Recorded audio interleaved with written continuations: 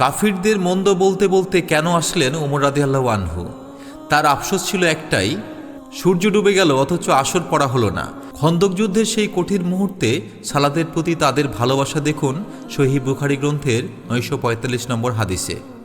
জাবির ইবনু আবদুল্লাহ রাদিয়াল্লাহু আনহু হতে বর্ণিত, তিনি বলেন, খন্দক যুদ্ধের দিন ওমর রাদিয়াল্লাহু আনহু কুরাইশ গোত্রের কাফিরদের মন্দ বলতে বলতে আসলেন এবং বললেন, হে আল্লাহর রসুল, সূর্য প্রায় ডুবে যাচ্ছে অথচ আসরের সালাত আদায় করতে পারিনি। তখন নবী সাল্লাল্লাহু আলাইহি সাল্লাম বললেন, আল্লাহর কসম, আমিও তা এখনও আদায় করতে পারিনি। বর্ণনাকারী বললেন, অতপর তিনি মদিনার বুতহান উপত্যকায় নেমে অজু করলেন এবং সূর্যাস্তের পর আসর সালাত আদায় করলেন।